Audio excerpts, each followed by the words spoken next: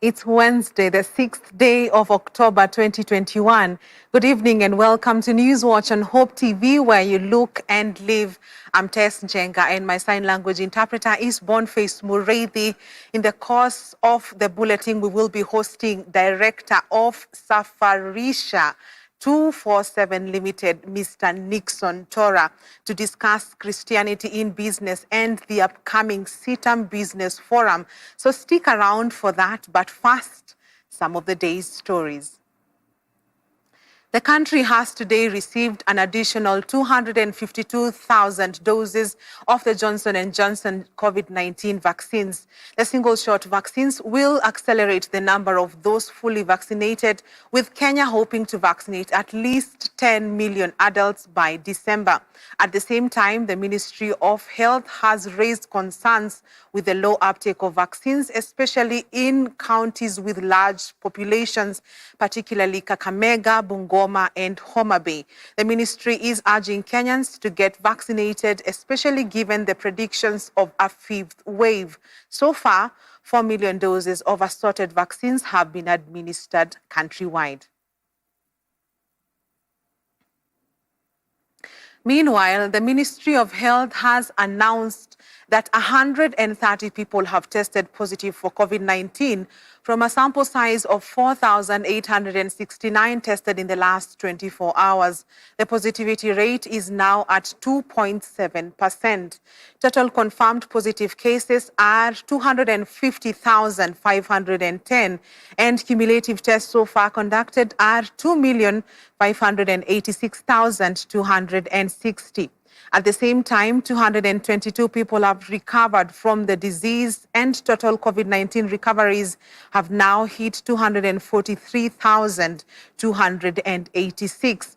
According to the Ministry of Health, 25 people have succumbed to the disease, all of them being late deaths reported after conducting facility record audits in the last 5 months, pushing the total fatalities to 5,175.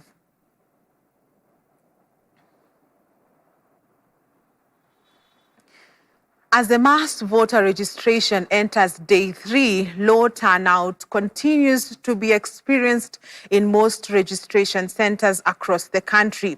In Thika Sub-County, Kiambu County, things are not any different, as most IEBC registration clerks are spending the better time of the day on their phones, as there is less or no people coming to be attended to.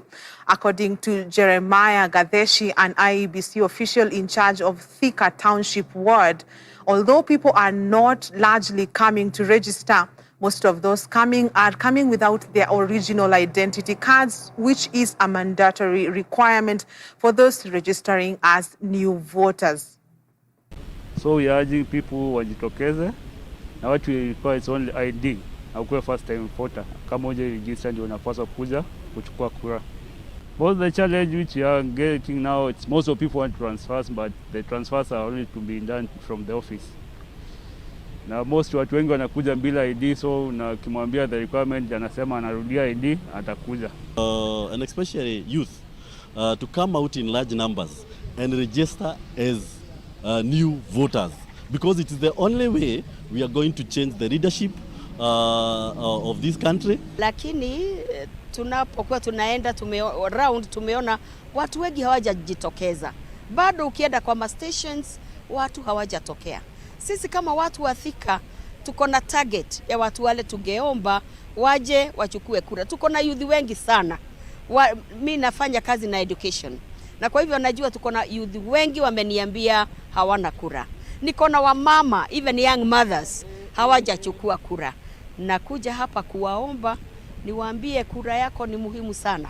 Leo nimekuwa Mkenya halisi, manake itakapofika mwaka 2022 nina wajibu wa kuweza pia kuchagua yule kiongozi ambaye ananifaa, na pia vile vile kiongozi ambaye ataweza kunisaidia katika maisha yangu kwa siku za awali. Deputy President William Ruto has called on youth to show up and be registered as voters during the ongoing voter registration that began on Monday.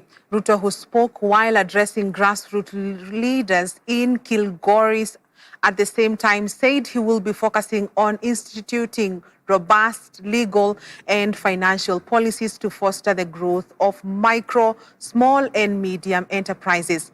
Grace Wangoi now reports. Deputy President William Ruto has blamed his fallout with the Jubilee Party on what he claims is mismanagement of the party. Although the Jubilee is what saw him and President Uhuru Kenyatta win the elections in 2013 and 2017, Ruto says the party is a shell of what it once was, hence necessitating the formation of the United Democratic Alliance, UDA, which he says represents every Kenyan. Ruto has shared similar remarks in the past, as if somewhat calling on Kenyans to follow him in ditching Jubilee Party and joining UDA. Munajua sisi wengi wetu tulikuwa Jubilee, si ni kweli? Lakini Jubilee ilipata matatizo kwa sababu kuna watu matapeli walikuja wakateka nyara chama ya Jubilee, wakapindua ikawa private property ya watu wachache na wakafukuza watu wengine wengi, na tukaamua kwa sababu hatutaki kurudisha taifa kwa siasa ya chuki na ukabila na migawanyiko, tukasema tutaunda chama kingine cha kitaifa ambayo italeta Wakenya wote pamoja, ndio tukaunda chama ya UDA. Ruto, who spoke while addressing delegates from Emorua Dikir in Kilgoris, Narok County, said it's time to put up proper frameworks and financial policies to foster growth of micro, small and medium enterprises, MSMEs. According to Ruto, supporting MSMEs will empower 80% of Kenyans who rely on income from small businesses. 80% ya Kenya wanafanya biashara hizo ndogo ndogo, inaitwa micro, small and medium enterprises. Pale ndio kuna biashara 80%. Na hawa watu hawana mbinu, hawajapangiwa ile infrastructure ya vile watafanya biashara yao bila ya kuumizwa na jua ama mvua. Hawajapangiwa legal regime, sheria ambayo italinda biashara ya kila mtu. Na pia haijapangwa vizuri financial infrastructure ambayo itahakikisha ya kwamba hawa watu wanatafuta mikopo mahali ambapo hawawezi kuumizwa na Shylock na Fuliza.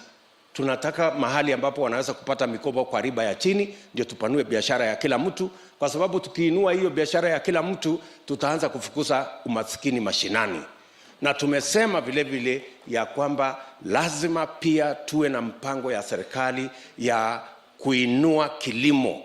Ruto at the same time called on his competitors to declare their agenda rather than focusing on defeating him. If voted in, Ruto says he will focus on empowering farmers by setting up policies that will allow farmers to access affordable loans, quality breeds, seeds and fertilizers to boost production. Sio eti wako na agenda, hapana. Agenda yao kubwa ni kushindana na sisi. Hawana sera ati wanataka kupanga hii, hapana. Their primary drive is a contest between us and them and how they can win against us. We are telling them, for us, the contest is greater. What we are looking for is greater than a contest between you and us. We are looking for the transformation of Kenya and how to lift every Kenyan from the bottom and begin the journey to climb the economic ladder. Grace Wangoi for Hope TV News Watch. ODM party leader Raila Odinga has weighed in on the currently leaked documents dubbed the Pandora Papers that claimed President Uhuru Kenyatta and 6 members of his family secretly own a network of offshore companies. Odinga says there is no problem in having offshore accounts as long as one is able to account for every shilling in the accounts. And as Dickens Luvanda reports, President Uhuru Kenyatta is expected to respond to the revelations. After revelations that implicated President Uhuru Kenyatta and 6 members of the first Kenyatta family to offshore accounts, former Prime Minister and ODM party leader Raila Odinga has thrown his weight into the matter. The so-called Pandora Papers investigation, involving some 600 journalists from the media including the Washington Post, the BBC and the Guardian, is based on the leak of some 11.9 million documents from 14 financial services companies around the world. More than a dozen heads of states and government, from Jordan to Azerbaijan, Kenya and Czech Republic, have used offshore tax havens to hide assets worth hundreds of millions of dollars, according to the far-reaching new investigation by the ICIJ Media Consortium. President Kenyatta and the first family being accused of secretly owning a network of offshore companies. Kwa hivyo ufisadi imekuwa mbaya. Sasa hiyo pesa wakishatoa, sasa hazina ya serikali imebaki haina pesa. According to Odinga, there is nothing wrong with someone having offshore bank accounts as long as they can account for the monies in their accounts and as long as they are not proceeds of crime and corruption. Hii ya Pandora. Hiyo ni Pandora's box. Hii mambo ya accounts katika nchi za kigeni. Sioni kama kuna shida kuwa na account katika nchi za kigeni. Ijapokuwa ikiwa kama imekuwa ni ya ufisadi, ijulikane wewe ulifungua hiyo account lini, ni kwa sababu gani, na pesa ambayo imeingia huko ilitoka wapi. The former Prime Minister was speaking during an interview with some Kalenjin radio stations from his Nairobi residence on Wednesday morning, where he said that he personally does not own any foreign accounts, but it is fine for Kenyans who own such accounts to account for the money in the accounts. Najua nimekuwa kwa serikali na nimekuwa kuna inaitwa temptations mingi sana. Wafanya biashara wanakuja kwako, wanakuambia ukifanya hii na hii utapata hii, utawekewa hii huko, na mimi nimekataa. Niambia wewe ni shetani. Mimi sina chochote. Mimi niko hapa Kenya tu. While in Ethiopia during the inauguration of Prime Minister Abiy Ahmed, President Kenyatta responded to the leaked Pandora Papers documents, saying it will improve financial transparency. Kenyatta neither confirmed nor denied the allegations. Ukweli itatoka. Uhuru tayari amesema, amefurahi ya kwamba yale yametolewa, na yeye akirudi ataongea zaidi. Ataeleza wa Kenya yale ukweli ambayo iko juu ya hiyo. Dickens Luvanda, Hope TV News Watch.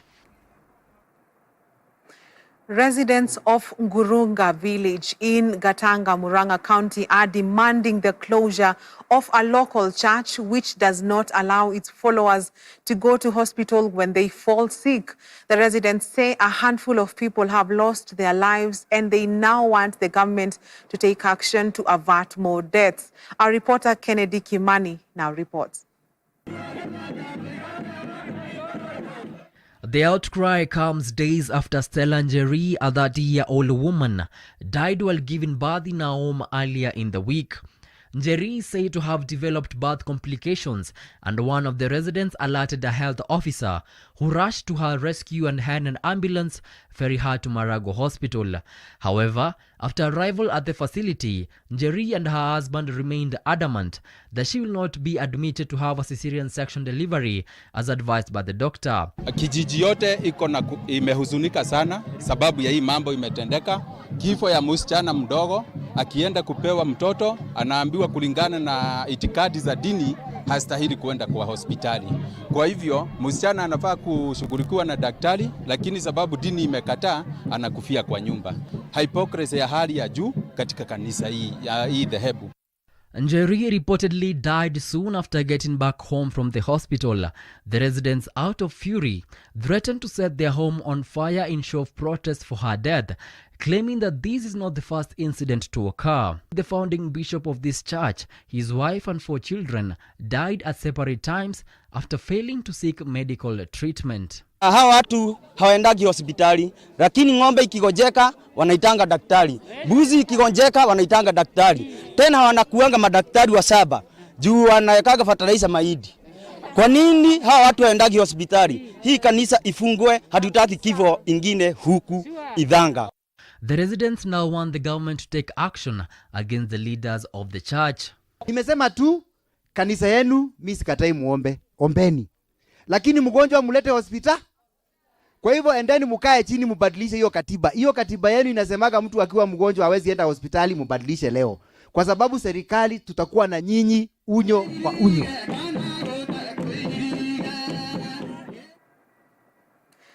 To another shocking murder, police in Nakuru are holding a 40-year-old man after he allegedly hacked his wife to death inside their house near Afraha Stadium. The suspect, Paul Ochieng, is said to have stabbed his 20-year-old wife, identified as Njeri Kamande, in the chest and neck on Tuesday night after a disagreement. Neighbors said the shocking incident happened as their children watched. Dolly Murigi tells us more. Resident of Afraha in Nakuru woke up to the sad news of murder most foul after a 40-year-old man allegedly murdered his 20-year-old wife in cold blood. According to neighbors, the suspect was heard threatening to harm his wife before the 11 p.m. incident. According to Central Police OCPD Elena Kabukuru, Paul Ochieng and his estranged wife Njeri Kamande arrived home at about 9 p.m. after which a commotion ensued. So the investigator have already started,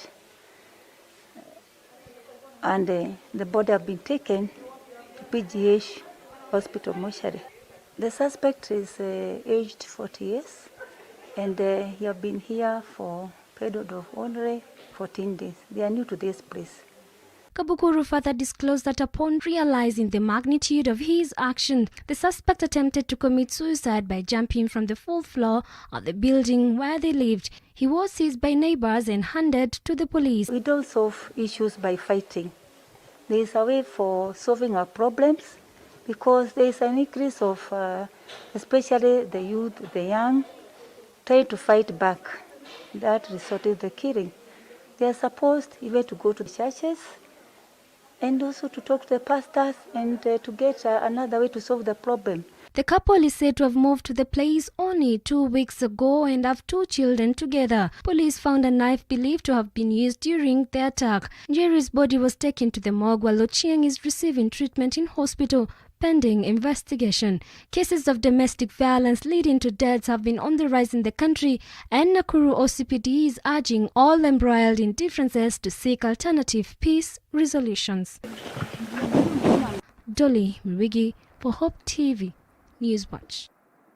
Quite unfortunate indeed. And on that sad note, we take our first commercial break on Newswatch. Tonight, we'll be back with our interviews segment. So keep it Hope TV.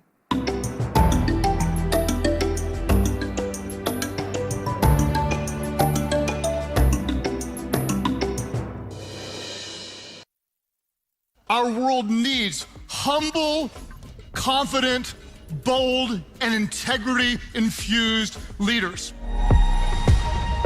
Live online, Thursday through Friday, October 14th and 15th, 2021. Join thousands of curious, growth-minded, change-driven men and women like you for the premier leadership event of 2021, the Global Leadership Summit. Some of the world-class faculty includes Craig Goshel, Senior Pastor of Life Church, Jami Lima, Richard Montanes, who started off as a janitor and rose to be a top executive. Local faculty includes Justice Daniel Musinga, who'll talk about the quest for justice, fairness, and equality. Bishop David Oginde, CEO and founder, the Carter Lead Associate. Daniel Kamau, CEO, Fusion Capital. Archbishop Eliud Wabukala, Chairperson, Ethics and Anti-Corruption Committee. Among other speakers, guest musician will be Florence Morethi. To register, call 722-4903 3025 or visit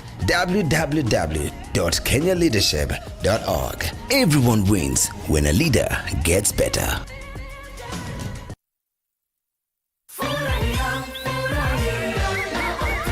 Furahia na Optiven. Dad! Gari mpya! Umetoa wapi gari mpya? Optiven wametusort. Optiven? Nunua any of our value-added properties ama redeem installment ya property yako. Kwa kila malipo ya 10,000 unapata 1 entry point kwenye draw ya Furahia na Optiven promotion. Airtime kushindaniwa kila siku, holiday kila wiki, shinda ploti na gari kila mwezi, na grand prize ya Mercedes-Benz C180. Ni rahisi, buy ama redeem na ushinde na Furahia na Optiven.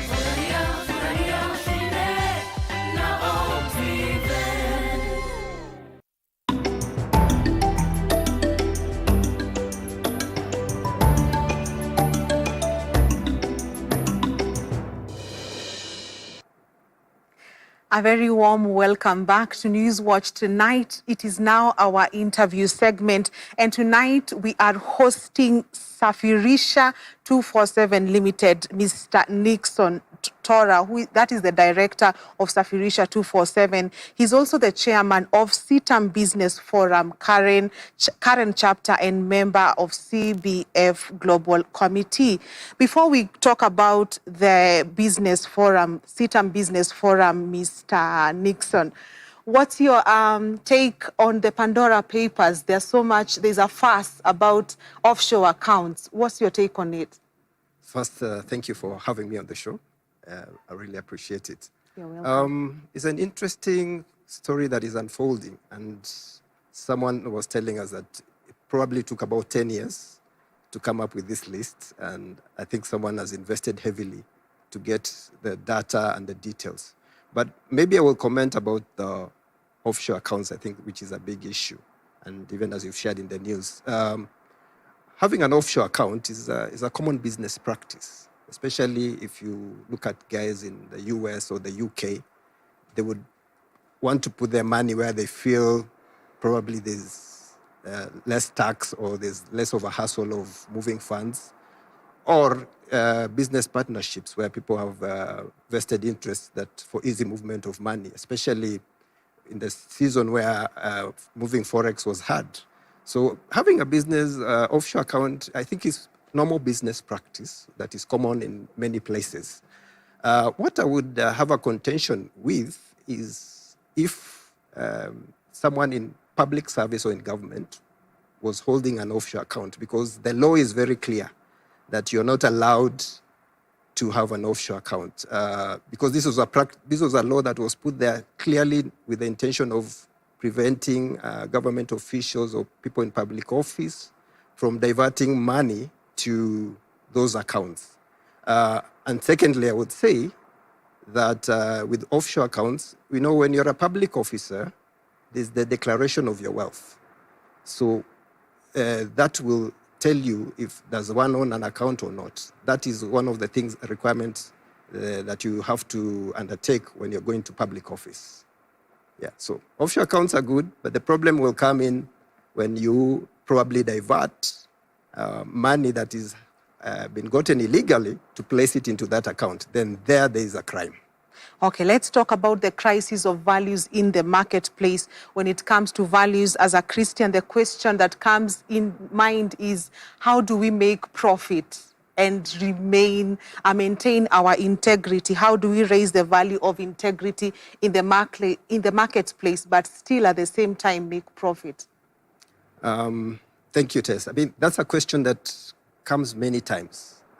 Even when we have forums in the business community, that's a question that arises, but it should not be a question that we are discussing about integrity. And it would be unfair just to pin integrity on business. I think integrity speaks of the value system that we have as a society. Integrity actually begins even from when you're very young.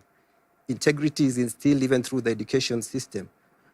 So integrity is integral for you to run business because of first who we represent. And so it's a conversation that is ongoing, but I think we need to come to a place where that's not a question to ask about integrity. So Yeah. Kenya is reported to be 80% Christians, but unfortunately it seems as if the salt and the light of the Christians has not yet shone in the marketplace. How do you think Christians can be able to instill godly principles, not just themselves, but instill it into the world and people they are interacting with? What I would say is this, and this I think there's a time when we were launching CBF in Buruburu, and Reverend Jesse was sharing, Jesse Moya sharing about ministry and business. I think it's a very thin line, because you cannot divide ministry and business. Business is ministry, and ministry is business. So if you get that perspective, then you understand that even in the marketplace, there's a way that you should conduct yourself. There's a way that you should carry out, knowing that at the end of it all, we have to give an account. And so integrity in the marketplace, we need to be the voice out there to stand out. And maybe this is the season. I think we have glorified personalities or individuals who are out there who have not actually done business the right way. I look at the list of the maybe top 40 under 40. Do we ask the real questions? How did you make your money? And I think when we elevate these people, and I believe there are individuals out there who have done well in government and in the business sector, but we don't give them that platform to show people that it is doable. But it is. Interesting. So it is possible to conduct business corruption-free? It is. In Kenya? In some places, probably you will lose because you're not towing the line. But I believe because of who we are or what we stand for, we should always do what is right. Okay. Yeah. Let's switch gear to the CITAM Business Forum. Kindly tell us, what is it about and who is eligible to join? So CITAM Business Forum is an initiative that was started by the church just to bring the business community together, to enhance and empower these businesses to move to the next level. And our core values are based on the name of the church, the vision of the church, which is a statement of faith, and that our core values are community, integrity, transformation, accountability, and ministry. So based on that, we came together and decided to take our people together in a journey that will empower them to be kingdom financiers, to be empower them to be, the people who will impact the nation going forward. And so our key pillars are training and development, we have fellowship forums, and then we have networking and partnerships. So is CITAM Business Forum exclusive for CITAM members only? No, certainly not. I mean, CITAM Business Forum actually is heading the agenda for the business community. So anyone is welcome to on board, as long as you connect and resonate with the values that we are bringing out there. So anyone can come on board. What is the component or place of innovation and research in the business forum of CITAM? Good question. Innovation is informed by research. You cannot have one without the other. And even when we launched the forum in 2020, when our former bishop granted us that favor, the goal was to even help startups connect with financing. Because people out there have brilliant ideas, but they somehow seem to be getting stuck moving forward. So we were looking at opportunities to help these people to achieve their goals and desires. And one of the missions we have is to have a curriculum that we take our business people through, and we are partnering with Park University. That is in the progress, and we will be announcing soon, so that people can be taken through a systematic process to empower them to run their businesses well, to have accountability, to project their cash flows, and that will help the businesses to stand. Yeah. So do we see a space where the business forum is going to be a strong lobby that will influence business, financial policies in this country, engaging with the government? Wow, amen, yeah. The opportunities are immense, and I remember even when we had the breakfast, the CS of Trade herself made a commitment to work with such a forum of like-minded people who have certain values that will project our nation in good light going forward. So certainly, the vision for CBF is actually to have a regional conference in 2023 that will bring the region of Africa together, a business platform that will speak and spearhead the agenda of the business community going forward. So what would you encourage someone wanting to join the CITAM Business Forum? What is it they stand to gain or learn? Wow. Given that CITAM now is we are 28 assemblies, so we have a regional reach in different counties. And so this creates a robust network of individuals out there who you can partner with business. And the idea is also to bring people together, maybe in the same industry, to do consortia, maybe even apply for government tenders or jobs, because when you pool resources, it opens doors. We have a vision of even taking our people next year to Dubai for the trade fair there. We need to expose our people to the opportunities. And in the conference, we want to partner with organizations that will open doors for even the export market and many other opportunities for industry and manufacturing and many other things that will be happening in the conference. Okay. Yeah. As you give us your parting shot, tell us about the conference coming up. That is the CITAM Business Forum conference. Who is invited? Are there any charges? How can one attend? Wow. The conference is taking place on the 21st to the 23rd. It is a 3-day conference. We have both of physical attendance or virtual, and we're encouraging many to come. Anyone who is in business and desires to connect with what God is doing to take businesses to the next level is welcome. All you have to do is register, and we are asking you to register because the slots are limited because of the COVID regulations. But we want you to register. We have a pay bill you can register on. It is 757377, and the account is CBF. Please register. The charges are 2,500 and 1,000 for those who are coming virtually. And we also have opportunities for people to exhibit their businesses.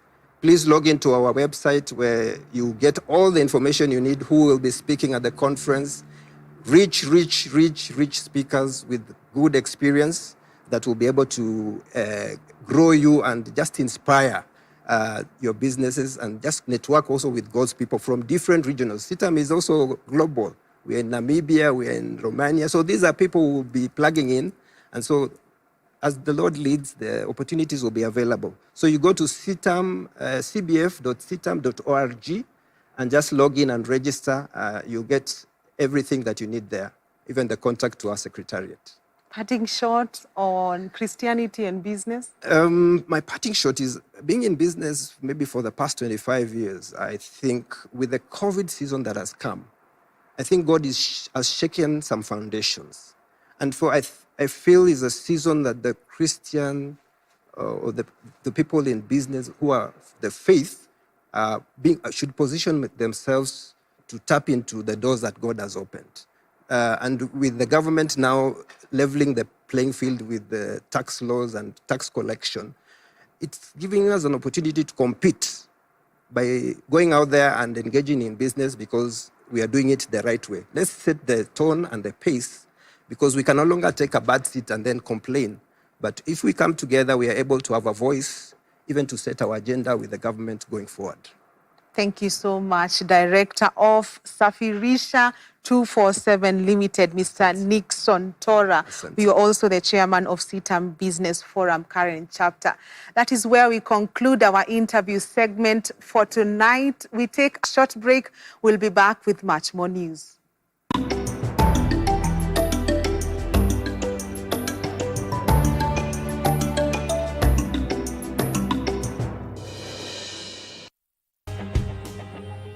Only God can turn a mess into a message. I have a boy on a wheelchair. Yeah. I'm still preaching on the pulpit. Amen. Niliona mguu ya nyuma inakuja tu kunikanyaga imenilenga tu kwa tumbo. Nikaitana tu Jesus. I got tired of working with the X-ray papers and one day I just woke up and decided to burn them. A test into a testimony. The whole community didn't want to hear that anybody is born again.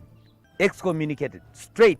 Bila Yesu hakuna njia. Join Sharon Naitore Wangenye on Testify. Katika hiyo harakati hiyo spirit kakemewa, mimi nimeona Yesu Kristo namna hii. Kwa msalaba. Opa. Hallelujah. Hallelujah. Every Thursday at 8 p.m. for a moment to grow your faith some more.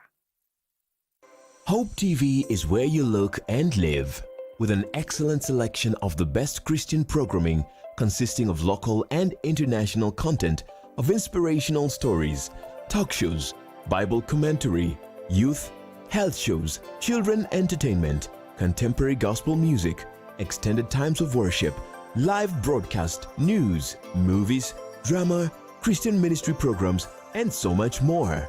Hope TV is another quality service from Christ is the Answer Ministries, with over 45% of authentic and credible local content every week. Hope TV is a sister station to Hope FM, Kenya's leading Christian radio station, with footprints across the country. Tune in to Hope TV, where you look and live.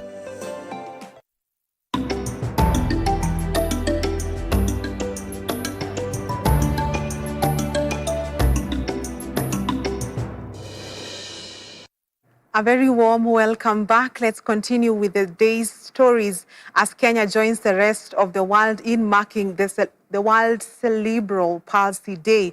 A church in Eldoret organized a fete to celebrate some children who live with the condition. Those who attended the event at Our Lady of Assumption Catholic Church in Majengo decried the issue of stigma facing children living with such conditions. They called on affected parents not to hide such children, but instead seek for medication. How long? Tungeomba wale wazazi, kama uko na mtoto kama huyu, tafadhali watoeni ili waweze kusaidika. Tunaomba pia na government wasaidie hao watoto, wako wengi sana, muende mashinani, tutafuteni, sisi tunajua kwenye watoto wako, tutawaonyesha ili tuweze kusaidiana, ili hao watoto waweze kusaidika, wenye wanaweza pata elimu wapate. Amemlea kwa njia inayofaa. Wakati alimchukua alikuwa mdogo, na sasa amemchunga mpaka amekuwa mtoto mkubwa. So pia leo hapa kwetu tuna baraka ya sherehe hiyo ya huyo mtoto ambaye ni mtoto mlemavu. Basi hawa watoto mahali penye mko msiwafiche nyumbani. Wacha pia washiriki na watoto wengine kwa mambo ya shule, kwa mambo ya kanisa, kwa mambo ya jamii na mchukulie pia kama wanadamu wa kawaida, kwa sababu wako na Mungu pia ndani yao. Kwa basi tunaomba sana wazazi, pendeni hawa watoto, nyesheni upendo kama watoto wengine, msiwabague hawa watoto. Two National Police reservists and a ranger were on Tuesday evening attacked by armed bandits at Sosian area in Laikipia North. The three, Simon Mwangi, William Lodopwa, and John Ekamiti, a ranger, were attacked and seriously wounded by armed bandits while patrolling Sosian Ranch. The three are admitted at Unison Hospital in Rumuruti town with serious gunshot wounds. The number brings to 9 NPRs who have been shot by armed bandits in the last 1 week in the area. Leaders from the region, led by Sosian Ward MCA Jacob Edang, lamented that despite heavy presence of security forces in the area, bandits were still roaming around with illegal guns. Tunaomba serikali tafadhali, angalieni Laikipia na macho yote. Mwache kusema tu tunaangalia, lakini munaangalia tu kuangalia tu, lakini hamuangalii. Sasa nimeishi kulia nikiwa mdogo, nimekuta mamangu akilia, mimi nalia, na mimi ni askari. Je, raia watafanywa nini? Kabisa katika sehemu ambayo ninaakilisha hatuna usalama, kwa sababu hakuna siku inapita siku mbili hawajapiga askari. Askari ya NPR tumefikisha kama askari 9. Leo nimetoa mwingine hospitali ya Nyahururu, apelekwe nyumbani, ako na jeraha mguu na mmoja amekufa. Kesho tutamsika. Sisi tuko na havu kama kwamba tuliambiwa operation inafanywa Oromorani, lakini sisi kutoka operation iambiwa inafanywa, hakuna operation sisi tumewaiona. Tunaona tu watu wakikufa watu wakikufa risasi tu inapigwa kila siku, hakuna siku ya bure bila risasi na watu wanakufa. Sasa sisi tunalia kama serikali kuu inaweza kupiga Al-Shabaab wanatoka Kenya, kwa nini serikali kuu isipige hii watu watoke? Askari wengine walipigwa risasi wakaenda hospitali ya Nyahururu, lakini sasa tunaangalia, tunaona askari ni wengi sana wanazunguka kila pahali, lakini tunajiuliza swali, kwa nini hivi vitendo inatendeka saa hizi?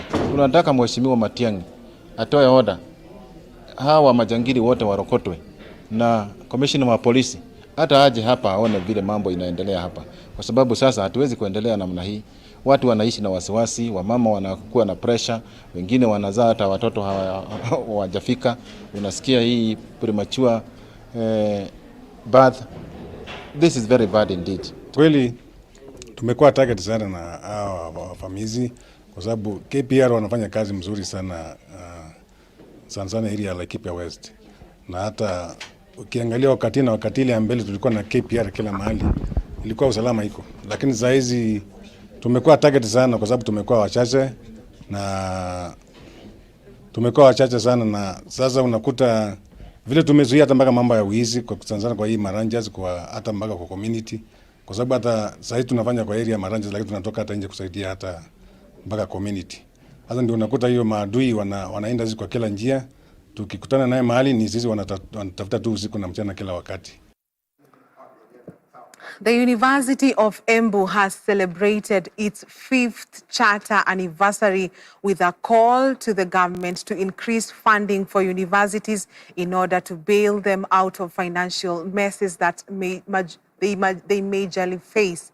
Owing to the dwindling finances from the exchequer, the University Vice-Chancellor, Professor Daniel Mugendi, said majority of public universities in the country are no longer in a position to effectively meet their financial obligations. This, he said, was a crisis that was threatening smooth operations of universities, calling for urgent government intervention with a view of developing a funding framework that will rescue them from the financial depression. While they are cutting their sharing. Right now, the universities are going through a lot of financial difficulties, and all we're asking the government is to increase the funding to the universities, because we are not funded properly. We have gone what you call DUC, differentiated unit cost, which the government is supposed to fund at 80%, but when you see what the government is funding currently, like this year we are told they are only funding about 30% or that 1%, so then you realize that is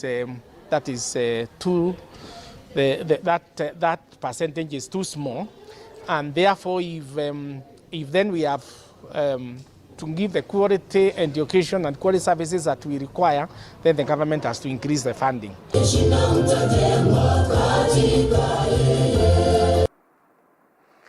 Nyandarua County Commissioner Benson Lepa Morija has called upon journalists and all media practitioners to uphold professionalism and embrace patriotism during reporting. Speaking during a media and information literacy engagement forum organized by the Media Council of Kenya in Nyandarua, Lepa Morija also commended the cordial working relationship between the security organs and the journalists. He noted that journalists need to vet information to avoid sharing fake news and sensational news that can escalate issues.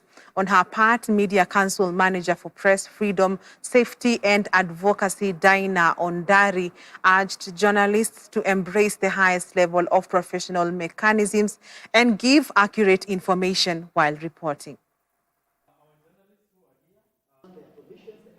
I know as professionals we should not be try to seek popularity in any way.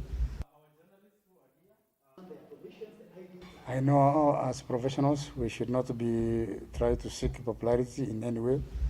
Because again, sometimes when you receive first-hand information, you would wish to be the first to report.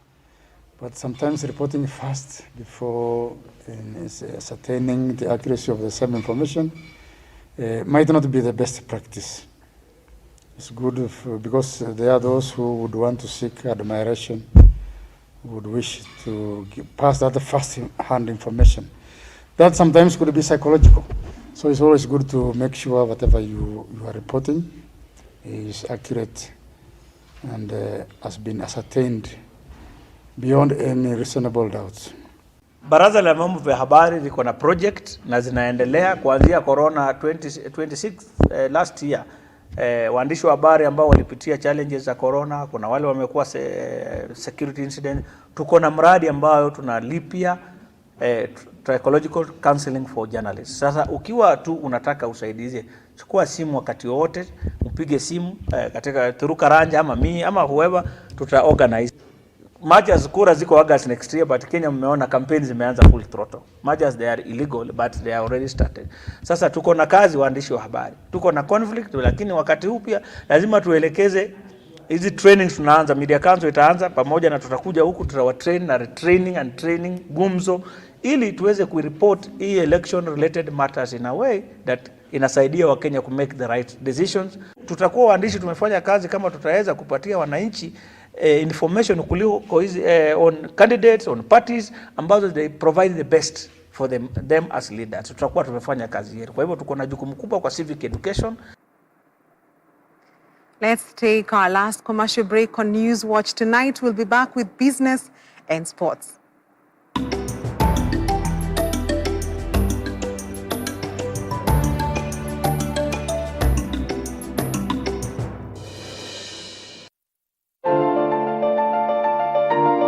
Every one of you have a journey to take. Your first step is your most important step. You don't go up to the top. You grow up to the top. You are one decision away from shifting your life from where it is right now to a totally different place. So often our setbacks are setups. It's just hard to see it at the time. What if you interrupted that pattern of thinking and simply said, what do I want? That takes your energy and focus off of the problem and begins to focus you on a solution.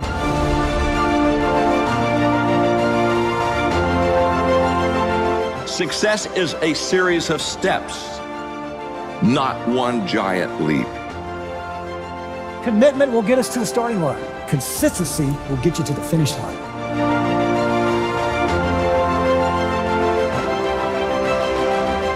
You were born. You were created for your life to count.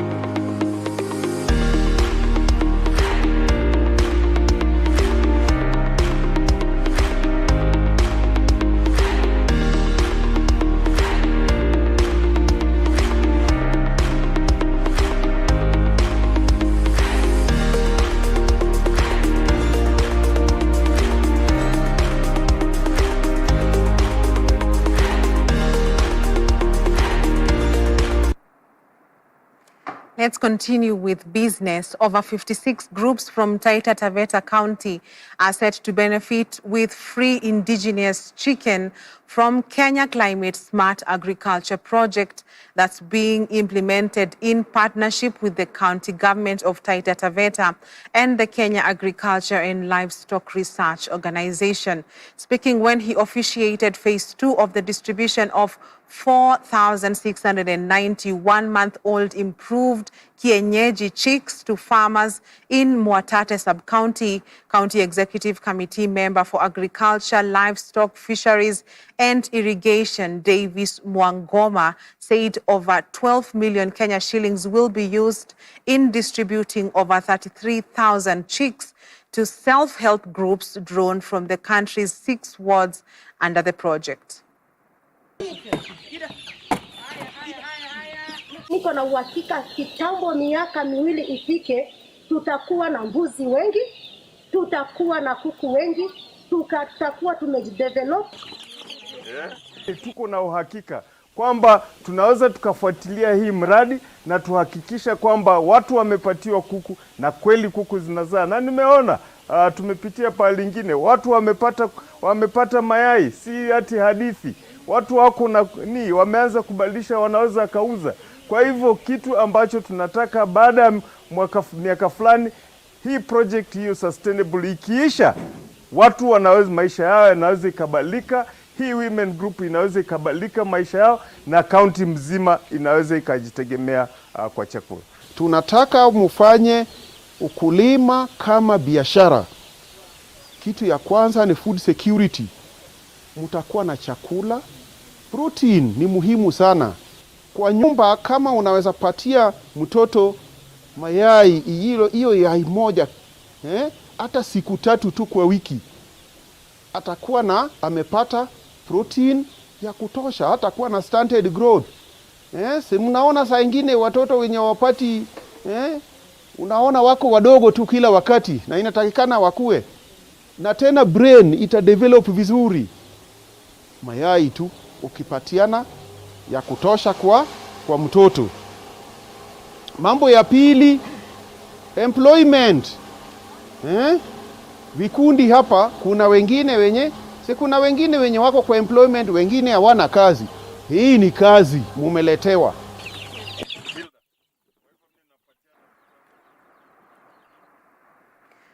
Shelter Afrique board has approved the establishment of a construction company in Cameroon at an estimated cost of $15 million. The Industrial Housing Corporation is a joint venture initiative which will be managed under a special purpose vehicle, with Shelter Afrique owning 51% of the company and the government of Cameroon owning 49%.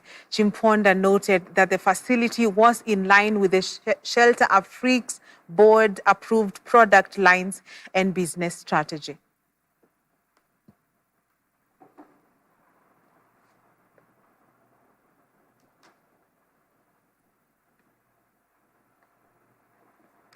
And in sports, Harambee Stars defender Obud Omar and midfielder Ismail Gonzalez are optimistic of a positive result in the tomorrow's 2022 World Cup qualifiers face-off with Mali, underlying it will be an open game for either sides. Gonzalez, who opened his account in the Spanish Segunda League over the weekend, has termed their squad as strong as their opponent, and they are ready for the task ahead.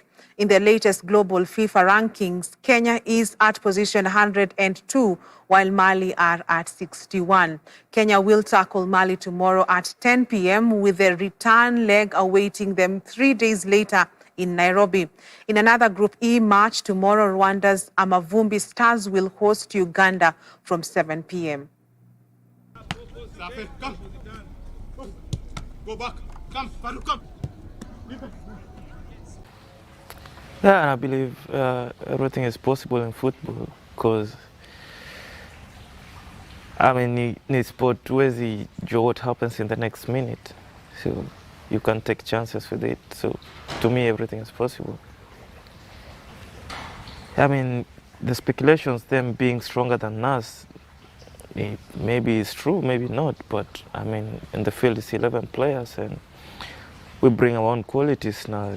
I think tutakuwa able to compete. So the most important thing in the 90 minutes to nani anahitaji more. Whoever wants it more, that I get. Everything good. Always it's an honor to come back to national team. And I'm happy, I'm so happy. Mali have a good team, like us. So it's another match. We play and we see what happens. We have a strong team, we have quality, we have power. So why not? It feels good. Again, it's playing for the national team, so it's something very important, especially if you're playing abroad. So feeling poor, and I'm happy and I'm humbled to be back in the national team. Yeah, because football say anything can happen. So yeah, work on a good squad. We have a good squad too. So anything can happen. So I believe the national team, Kenya, has everything to qualify for the World Cup, just like any other team. And that's why we are here, and now we are number 2, and we are aiming to be number 1. So easy game building is to determine, and I think I think Kenya tuta surprise watu wengi sana, because at the end of the day we have been underdogs for a long time. We have been in the African Cup, and now we are going for the World Cup.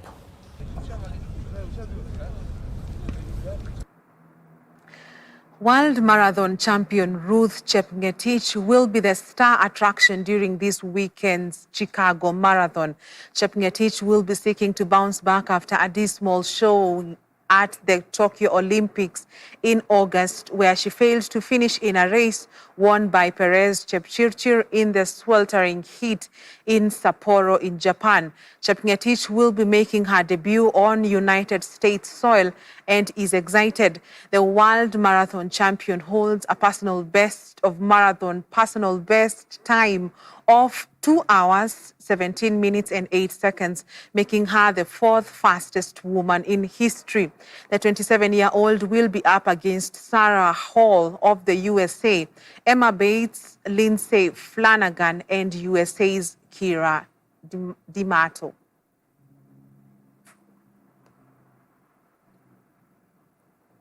And Premier Class driver Issa Amwari has averted that sweeping the roads during the 7th round of the KCB Kenya National Rally Championship in Nanyuki this Saturday will place him in a vantage position to attack. The Mitsubishi Lancer Evolution 10 Speedster is overly excited with the rotational speeding system, which gives him a new experience of being placed in front of fellow Premier Class Speedsters. Amwari returns to his home rally behind the wheel of a souped-up Mitsubishi Evolution 10 and will be navigated by KCB Bank Group Customer Experience Director Job Jiru. Amwari will be followed by defending champion Baldev Singh, Voi winner Karan Patel Ford Fiesta, and the 3 Evolution 10s steered by 5-time Safari winner Carl Flash Tundo, Eric Bengi, and Jasmeet Chana. Traditionally, how we do our rallies are closed events where they are run on complete private roads. So we don't run any rally on public roads. We have moved the rally this time to a ranch called Olenaishu, where the 2 main stages are going to be. And we're going to have a special stage in another ranch, which is in Greystones. We have moved the start of the rally to the service park, where the special stage is also located. And the reason we've gone from our traditional service park is because of COVID restrictions, or we can't control the crowd in a public place like this. So we've moved everything to a private branch.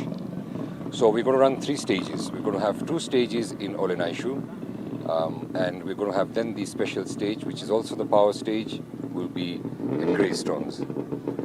Yeah, it's my first time here. I've autocrossed here before, but never rallied. And yeah, I'm really looking forward to the rally. I've heard of the famous stages, Loldaiga, which is one of the stages that has to be treated with the utmost of respect, just like the Sleeping Warrior. So yeah, I'm looking forward to it, and yeah, there's really big memories here. I grew up coming on recce with my dad. He won the event in 2006. I had a successful rally in Mombasa, which I won Division 2, which was a great experience for me. I've done a few adjustments to the car, which I'm testing out this autocross. So I'm looking forward to Nyanyuki Rally next weekend. Fitness changed a few things on the car, so I'm learning it again. So getting used to the car from what we've changed.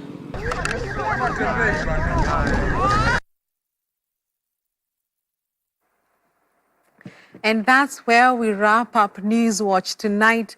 Thank you for your valuable company. God willing, join us tomorrow, same place, same time.